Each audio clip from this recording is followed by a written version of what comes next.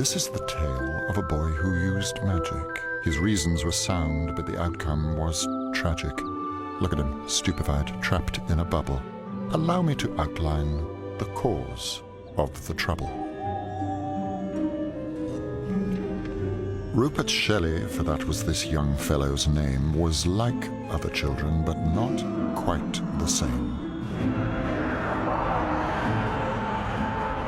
He'd gladly have faced any vampire or ghoul than the venomous creatures who plagued him at school. Here was a place of morose introspection, where books offered little by way of protection, till one day a new face appeared in the class. Flaming-haired Jill, her pale skin smooth as glass, eyes blue as sapphires, a nose like a kitten. Naturally, Rupert was utterly smitten.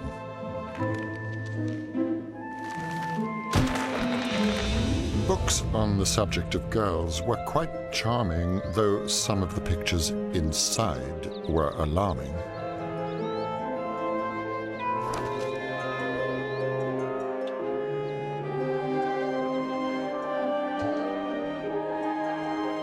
With his dreams and ambitions consumed by romance, his ghoulish companions scarce rated a glance.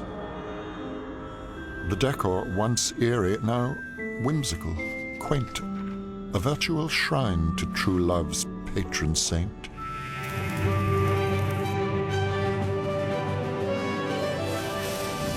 In time, the day came for which Rupert had pined, and so, with his heart and his card intertwined,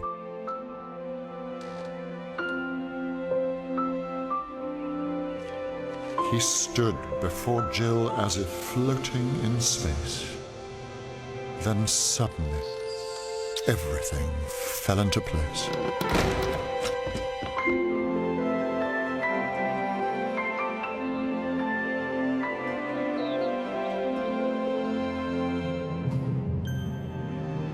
But girls can be fickle and love can be cruel, as Rupert discovered the next day at school.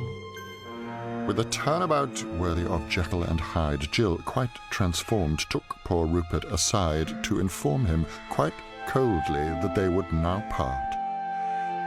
Thus, breaking their tryst, she fragmented his heart.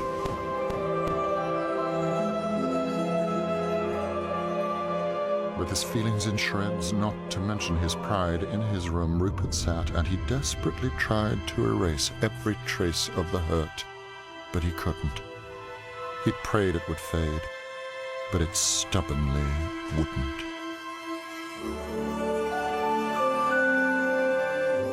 Just then he remembered a spell he'd once read in a volume of magic he kept by the bed. A strange incantation he couldn't construe, but he thought to himself, what harm could it do? Ut cor meambula continuatur.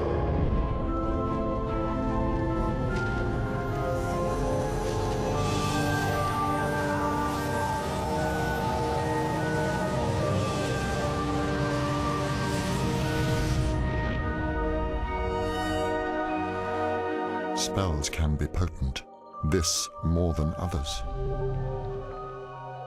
To Rupert's surprise, not to mention his mother's,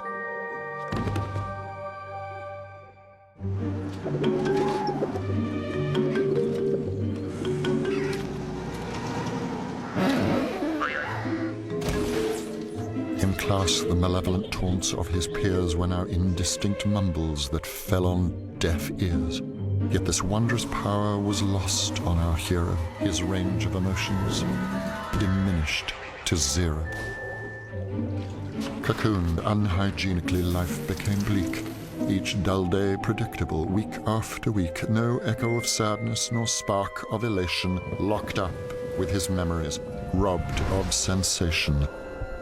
A poor end to this tale, I'm sure you'll concur, but hope's not yet lost for our sorry young sir.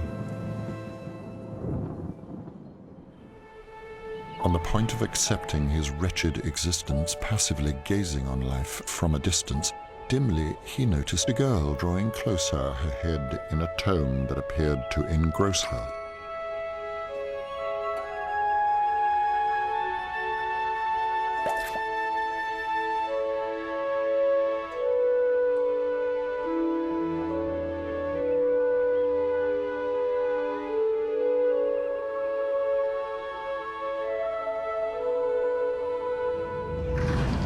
Suddenly, the bubble compressed, and something like lightning shot right through his chest.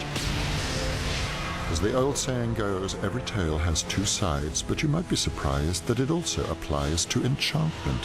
For hidden in each magic spell is not only the hex, but the unhex as well.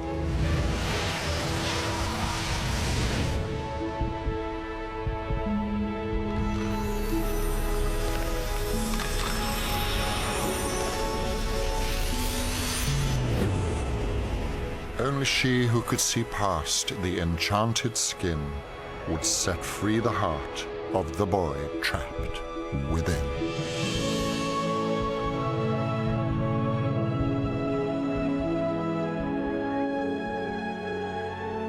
The tale is now told. Let us pause for reflection. Hearts, as you've seen, need no magic protection. Flirting with spellbooks is asking for trouble. So don't be like Rupert and wish for, well, you know.